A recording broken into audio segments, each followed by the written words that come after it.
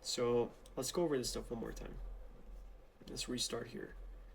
So, real quick, you guys understand that nobody likes buying anything, nobody likes being sold anything to. But if they're with a friend, everything tends to be a lot easier. You guys are all aware of that, right? Yep. Okay. Yeah. So the reason why we want to make a friend before trying to sell them anything is because your goal isn't to manipulate any prospect. Like I said, if you guys want to manipulate people, I don't teach that kind of crap here. But I don't teach fake connection. I don't teach selling someone a lifestyle, selling a dream, and then you don't deliver, and then you're fucked, and you're just making money. And that's bad karma. That's bad karmic shit. I don't like that kind of stuff. I'm all about empathizing with people and building real connection because the more natural it feels, because the more natural it is, the easier it'll be for you to make a sale because they'll end up selling themselves. Right? It doesn't matter what you're really selling. They end up selling themselves on whatever it is that you're trying to sell them because you built such a solid, easy connection. And you guys are aware that every single time that you don't feel pressure to buy something, you feel more inclined to buy it. Why would that be? It's because when there isn't a desperation attached to the product or service that's being pushed towards you, you are aware that the product is actually so good or so real to be able to provide what it's able to provide. Like, for example, in this case, it may be a scrub daddy, or maybe a dish soap, or maybe like a grease cleaning product. Most guys don't advertise or push it onto people because they know that a product is so good at doing what it's supposed to do that it'll sell itself. You just gotta try it, right? And usually the risk for you trying is so low, or they have like some sort of a guarantee, like if you don't like it, take your money back, or if we don't do our part, you can get this back, or you can get this amount of money, or you can get this given to you. Therefore, you're creating such a safety zone to where people have no reason not to try whatever you're trying to sell them. Does that make sense? So your goal here is to just make a friend, and regardless whether you set the appointment or make the sale or not, you'll be able to build a connection, and that connection in itself will be so strong that it will facilitate everything you have to do from there on forward in regards to the product or service you're trying to sell them or the appointment you're trying to set. Now, in the video, we've discussed meeting them where they are and the fact that you are a mirror. Now, every call, every Zoom, every in person meeting, every appointment that you will have, your prospect will have a different emotional state. They might be super stressed, they might be distracted, they might be super happy, they might be open, they might be excited, it doesn't matter, right? Your job is to understand, first and foremost, before moving forward with anything else, what is going on in their days and trying to see in what kind of state they're finding themselves within, right? This is called mirroring. It's pretty self-explanatory because you're going to be a mirror for whatever feelings they're going through. Like, for example, Hawan, if for whatever reason you're having a very horrible fucking shitty day and I come out to you and I'm just super excited to talk to you about selling you crap that you don't need or trying to get you in this car or whatever it could be, chances are you're not going to be looking as forward to speaking to me in regards to the car because your day was just shit. So if I skip the entire personal questions or I'm super superficial and I was like, hey dude, how's your day? Oh, super shit. Me and my wife were fighting all day. We're not having a good day. I was like, cool. Man, that sucks. You ready to see the car? It shows I don't give a shit about anything else but the fact that I want to sell you the car and move on about my day. And that doesn't mean anything. There's no connection being built. There's no trust being enforced. There's no empathy. There's no anything. There's no string. And if there's no string, there's no empathy, there's no connection, chances are the sale might still happen if you really are desperate and you need the car. Let's be real. I'm not going to tell you that the sale may not happen. It may. But there won't feel a connection to you. There's there for a transaction. And although every situation is transactional, there should be an emotional aspect of things as well. If your job is to connect with them and help them, and your job is to help them get into a car that meets their needs, why the fuck would you just get what they want, even if for you don't think it meets their needs fully to what you think they could be, getting done with the car? Like we've discussed in the past, and I've exemplified this as well. If a couple comes up to you, apologize for all the car analogies. I just I sold cars practically my whole life. So it's like if somebody comes up to you, they say, hey, we love going camping, we love outdoors, we love taking road trips, we love the comfort, we love the space. We also prioritize safety, and we want to make sure that our kids have like a lot of room to do shit outdoors, when the time is right. Where are you gonna put them in? A truck or an SUV or a fucking coupe or a convertible? The rear wheel drive with 1,000 horsepower, for example. Doesn't make any sense because they like to go camping, they like to go off-roading. So you think about clearance, right? So you think about truck SUV, and they're talking about safety. So SUV is still there, but truck is more likely what they're leaning for. And they talk about space and efficiency when traveling long term. And your only option is really just a fucking truck. Because now trucks have a higher clearance because they're higher in height. They have more safety because you have a fuck ton of room before it actually reaches the cabin. And on top of that, if they get rear-ended, God forbid, they have to reach the entire bed of the truck and crumble it up before it gets to any passenger, right? So you have to listen to what they're saying. And this comes by asking about them. You have to be curious. You can't just offer a solution right away without knowing what they actually need, right? Curiosity may have killed the cat, but it made the salesperson. Okay, so now when it comes to matching the communication style prior to asking the question, there's a few different options that you can have. There's a few different. Oh, I forgot to see here. I'm so sorry. There's a few different. Whoa, holy shit. There's a few different options that you have as far as your personal style, and it's gonna depend on the day as well. Remember, you may be a mirror, but you're your own person as well. So if you're personally going through shit, chances are you're not gonna be as amicable or as expressive as you would be if you were to be having a good day. So if you're having a shitty day, chances are you're probably gonna be more of a driver or more of an analytical style as opposed to expressive or amicable. Now, if you are having a great day, that you've closed 2 people this morning, or things are amazing at home, your kid's getting straight A's, chances are you might be amicable or you might be more expressive than just being super dry and super precise and straight to the point. This is pretty basic. It's still making sense, right? Sounds pretty easy to apply. Yes? Yes? Awesome. Yep. Okay. So yes. This is all super self-explanatory. Like, if you're analytical, you're going to ask a ton of details. You're going to make sure they want proof. You're going to speak precisely, go straight to the point, use data. Like, okay, why do you feel like you want a truck as opposed to an SUV? Okay, safety. Okay, where did you see a truck is safer than a sedan? Was it a YouTube video? Was it a report? Was it because your parents crashed and they didn't die? Was it because your parents crashed and they did die? Tell me more. Because then you also learn about their personal lives and you know their hot buttons, like we talked about, the things that drive them to make a decision with impulsiveness, and the cold side of everything, the things that they don't care about, and the shit that honestly like does not matter to them and it won't impact the decision whatsoever, right? The things that they are not driven by. Now, in regards to being driven as well, you can be super direct, even come across as impatient because you're so results oriented and you talk fast. Now, these are the type of salespeople that are like, hey man, I'm here to help you out, my goal is to help you, but in all honesty, I don't have a lot of time. I have back-to-back meetings, so if we can go straight to the point and see what I can do for you, I can see what I'm able to do and help you out. I can see if it even makes sense for us to work together, right? Expressive, kind of more how I am, for example, 80% of the time, yapping 24/7, emoting. Like, I kind of match your energy, but if you're feeling a little down, I'll upbring you a little more and I'll try to make you understand, like, hey, it's not always how things go. Like, here's why this is better than that. Have you tried this? Like, be a little more energetic and focus more on building that connection, like how I always do, and building a relationship with a prospect as opposed to just moving on and trying to get to the results and to the deal, right? Now, a mix of these two is usually what I tend to go for, being expressive and amicable, but I try to be a little bit analytical and also drive myself to the point without being impatient. Meaning that I will ask stories and I will tell stories that will lead to direct results and that will lead to me actually getting proof and asking questions that will lead to more details in regards to whatever they're talking about or whatever I'm talking about to give them more information and then discover their hot buttons and discover what drives them to see if we're able to make a proper, informed, non-impulsive decision whenever they're trying to purchase, right? Now, as far as seeking curiosity, this is the part where we left off in the past, and I might as well just attach this recording to part 1 to make it easier for you guys to learn as well in the Discord.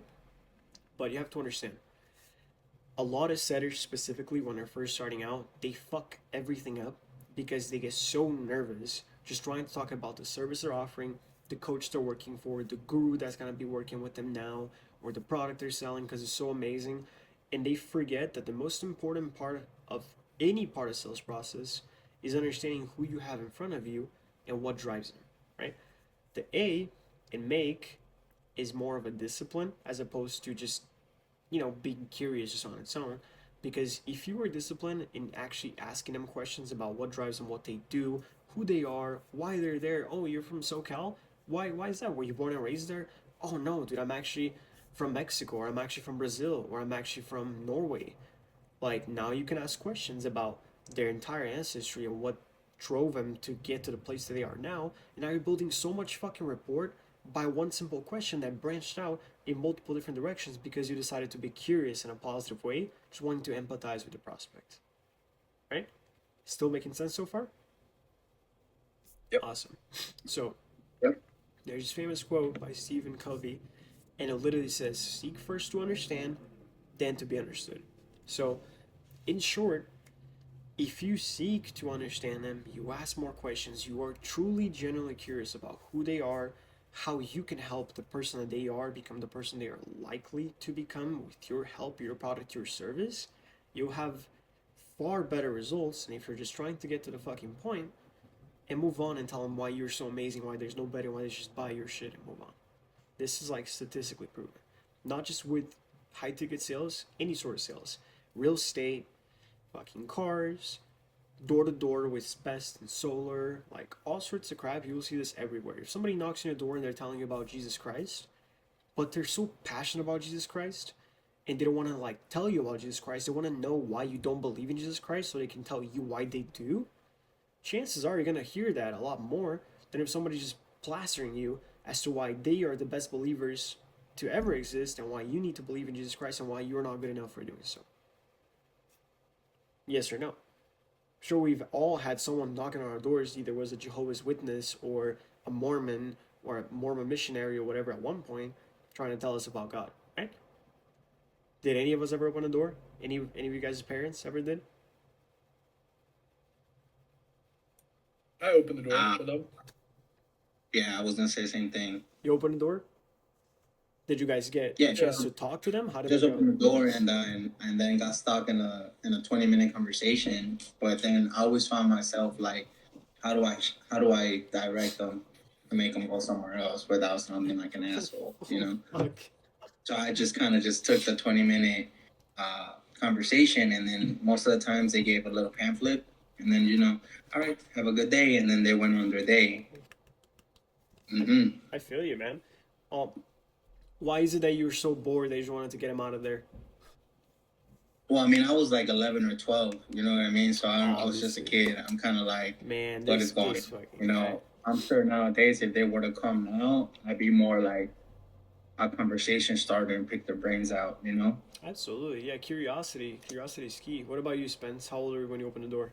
Wow, that sounds I was horrible. in Sounds like we're 8th talking grade. about like some gay shit. How old were you when you first opened that little door? I'm so sorry. I think it was in 8th grade, and I was like friends with a Mormon kid. So I think they put my address like on the list, and they pulled up. And I low key, I took a free Book of Mormon because it was like kind of nice, like the leather and shit. Facts. Yeah, the I hardcover is laughed. kind of crazy. Yeah, I've never read this though. It's just been sitting in my room. Yeah, I have like 7 of those scattered throughout my room and house because like they That's come what I like read. every Read this week. one. Hey, bro, that's the best book. That's all I tell you. As long as you're reading any Fact. sort of the Word of Christ, anyway, brother, you'll be just fine.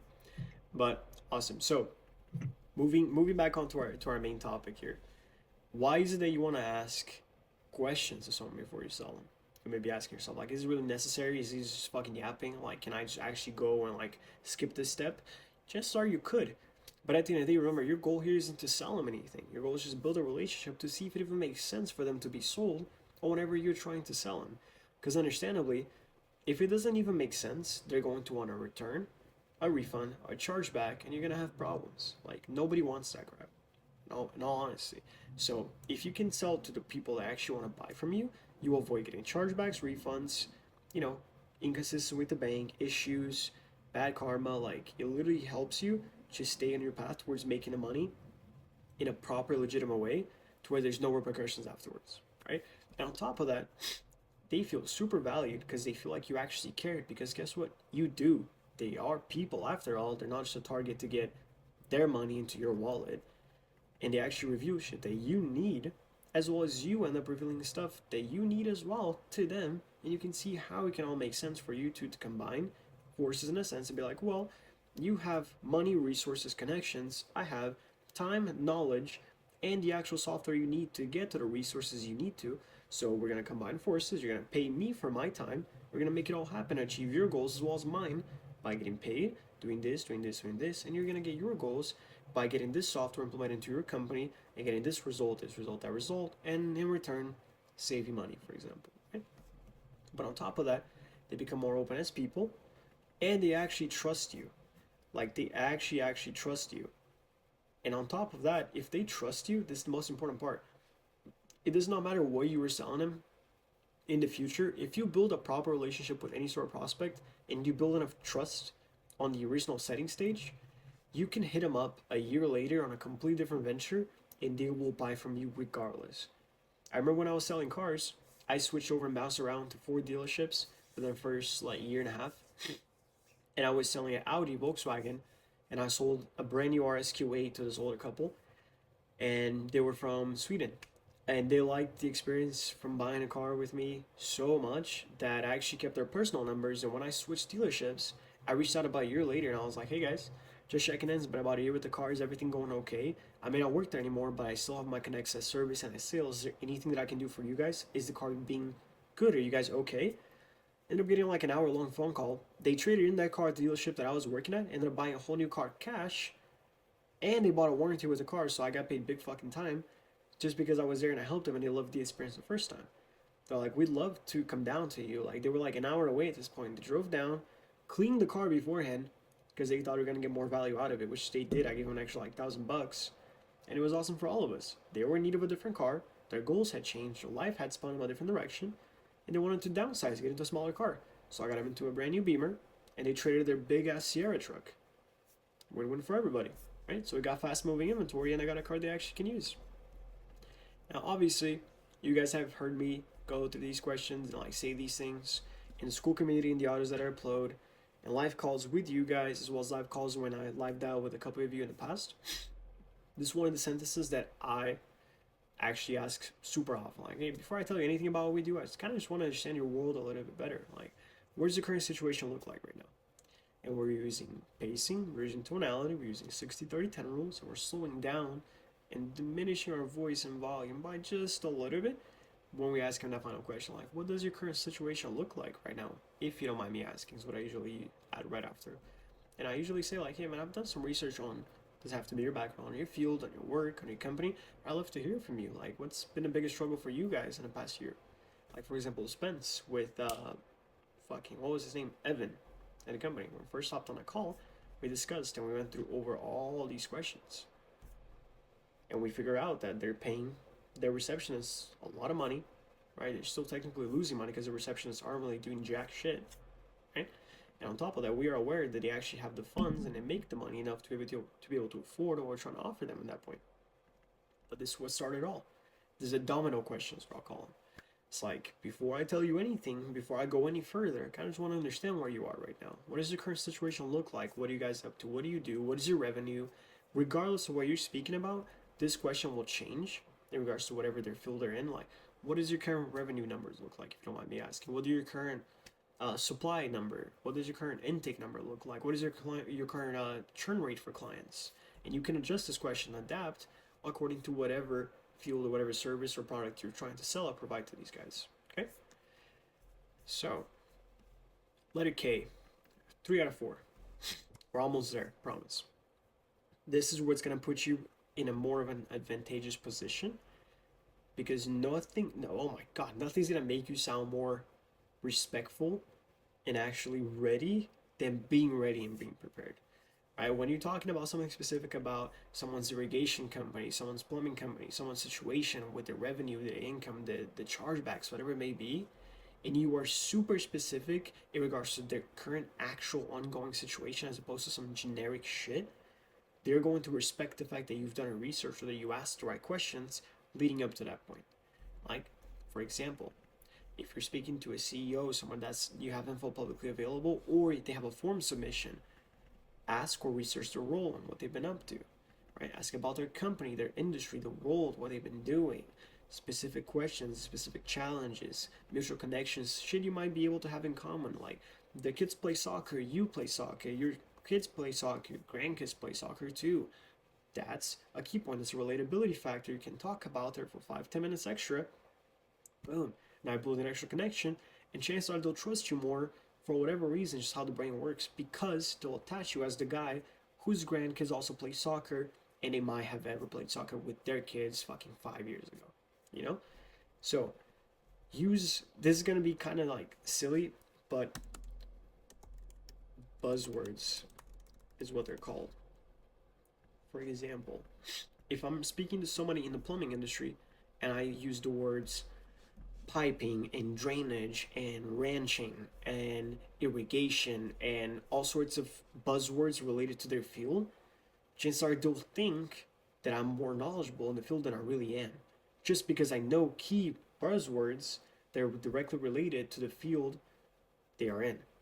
If I'm in technology and I speak in regards to AI, Mac, software, processing times, RAM, storage, whatever it could be, they'll believe that I actually know what I'm talking about far more than I'm like, yeah, the computer, space, when you download stuff, do you have any left over? As opposed to, how much SDD do you have set aside? How much HDD do you have? What about the SSD brand? What is that? Oh, okay. And your motherboard and your PSU. Like, if you name buzzwords related to the topic, obviously with the proper backing, don't fucking just go yapping over shit that you know nothing about. It takes like 5 minutes to learn this stuff. You will seem a lot more prepared. Chances are they'll trust you a lot more. Don't force this crap. Do not force this crap. They take 5 minutes to read into what drives them on their world and who they are, even if it's a generalized perspective of who they can be. Because even if you get it wrong and you complete, like, you fucking hit and miss, like, oh, dude, you're into professional shooting? Awesome. So what grain are the bullets that you guys are shooting with? Oh, now you fucked up because you don't know if they shoot real bullets or if they shoot dummy bullets or if they just shoot airsoft bullets for practice. Either way, you'll learn and they'll correct you and they'll appreciate the effort that you made towards trying to figure out what the situation looks like, as opposed to just being like, oh, so you shoot professionally. Oh, tell me more. What do you do? How is that? No, ask them. Even if you're like live during the call and you're literally googling, it takes 30 fucking seconds, and you're live and you're out here, and you're talking to a fitness trainer or a fitness coach trying to sell you a mentorship, and you're googling their name or their phone number or their info or their city. Oh, you're from Santa Cruz, dude. That's so awesome. How long have you been out there for? Oh, okay. Well, in the 5 seconds that we just asked about that, I googled the city Santa Cruz and I found out there's a bicycle brand called Santa Cruz that also used to make fucking mountain bikes or road bikes and also makes skateboards and clothing, but it's also an influencer and it's also a Hyundai. So it's like, oh no way, do you happen to drive a Hyundai Santa Cruz? That would be a crazy coincidence. You may sound retarded, but who knows? What if they do drive a Santa Cruz? What if they do like Santa Cruz skateboarding? What if they do like mountain biking? What if they do like cycling? Now you're hitting them right spots just because you asked a couple of questions directly related to what they were talking about through your buzzwords, right? So that kind of wraps up the knowing the world over here. Kind of puts you at an advantage, obviously, to ask the right questions. But last, and probably the most important one, you have to be genuinely empathetic. And another way to put this is you have to give a fuck. Like, if you don't give a fuck about the person you're on the phone with, even if for whatever reason you're having the worst day, like, in my personal opinion, from what I've tried and what I've done and all sorts of sales aspects that I have attempted and like I've been in, you're not gonna go anywhere. And even if you do go somewhere, you're not gonna go very far. You eventually have a pretty quick rise and you have a even quicker fall off. And it's painful to see, but salespeople that stay in the shadows, quote unquote, and do this shit and actually empathize and ask the right questions, like, are the ones that stay and pursue longevity and be in this industry for a very long time. Now, remember, you don't want to be sympathizing with them. You want to be empathizing. It's a little different, meaning that you want to acknowledge what they're going through in a way that actually allows them to perceive that you hurt them. As opposed to like, yeah, my grandma passed away. Oh, dude, I'm so sorry. I feel bad for you. No, be like, dude, I understand what you're going through.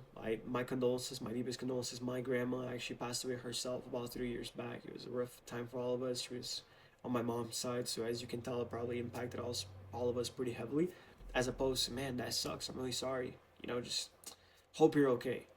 Like, it shows that you do not give a fuck and you just want to get through that topic because it's hard for you to address it to get to what actually matters for you, which will be the sale.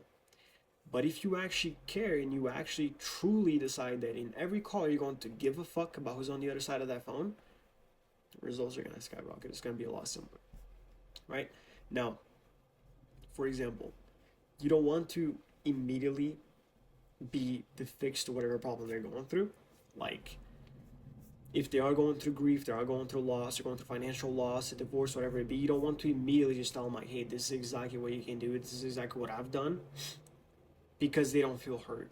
It's going to show that you're just acknowledging what they're saying. You're gonna move on. You don't want to move on from that topic. You're going to sting that topic for a little bit, but just enough time to where they understand that you care, you are there to give a fuck, and you will move on when the time is right. But you allow them to see that you are genuinely empathizing and rather just sympathizing to move on to the sale. Like how I exemplified a little bit earlier here. You don't want to just be like, yeah, super sorry to hear that, man. That fucking sucks. Yeah, when my grandma died, I actually decided to just do push-ups in my room for 2 hours a day. You don't want to fix anything. Everybody grieves differently. Everybody goes through shit differently as well. You don't want to offer it too soon, because that's how you're accidentally gonna fuck up the trust that you have tried to build so hard, so far, and just throw it all away. You want to make sure they are there for you in a sense, as far as knowing that they can talk to you as much as you are there for them, in the aspect in which you can hear them generally and be a positive force within the call, right? For example, sounds like you've been dealing with that stuff for a little while, man. It's honestly starting to affect a little more than just a business. You know, would that be a kind of a right guess, or am I just shooting in the dark here? You know, sounds like this whole grandma situation kind of has been affecting you guys a little bit more than just the personal life. Kind of sounds like it's dropping your numbers a little bit. Would you say that's right, or am I also like missing pretty heavily here? And you don't want to project whatever emotion you might be feeling or that you have felt. You want to name it so they can be understanding of what they're going through, understand that it's their emotions, not yours. For example, sounds really messed up, honestly, man, and you must be devastated. Again, my deepest condolences. You don't want to be like, man, well, that must suck. Because now it kind of sounds like, in your eyes, if you were going through that, you would feel like that would suck. Like, no, it's like, wow, dude, that sounds like it fucking sucks. I'm really sorry to hear that. Hopefully everything is well, and you must be pretty upset over this stuff. And I'm sorry that's the case, but remember, we're here to help in whatever other regard we are able to, even if that means that we're not necessarily directly able to assist you in X, Y, Z, A, B, C. Right? And make sure that you pause. This is one of the parts where it's actually important to have a silence. Like, for example, after you request the investment, you don't want to rush them. You want to actually understand that they are being heard, that you are listening, and then you follow up. It's like, how long has it been? How has it affected you? Right? These are just two examples. Obviously, depends on the question, but just truly try to give a fuck. The E and the empathize can also be told, just give a fuck. The sooner you give a fuck about the prospect or whatever they're going through, the sooner they'll be more comfortable picking up your calls, not ghosting you, text you, make sure the follow-up is real. Spencer, for example, you're telling me the follow-up sometimes for you is a problem.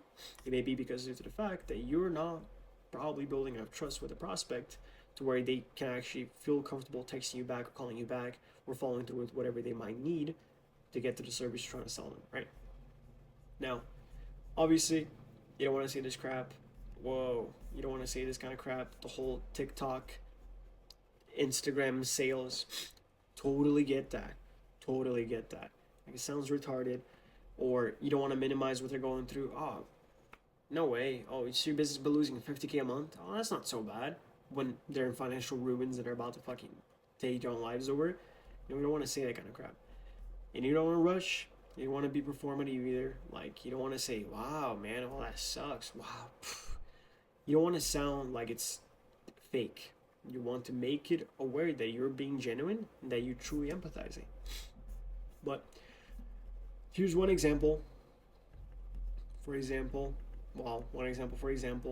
if they sound rushed, you're going to speed up just ever so slightly, acknowledge the fact that they are in a rush, and be like, hey man, I'll be quick. I know you're busy, but before I say anything, can I just ask, what does your current situation look like in the plumbing industry out there in SoCal?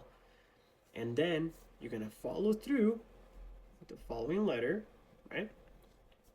K, in this case, you're going to be, hey, so I saw you guys recently expanded into Vegas as well. How's that been going? Has it been an incline, a decline? How's everything over there in the Vegas area?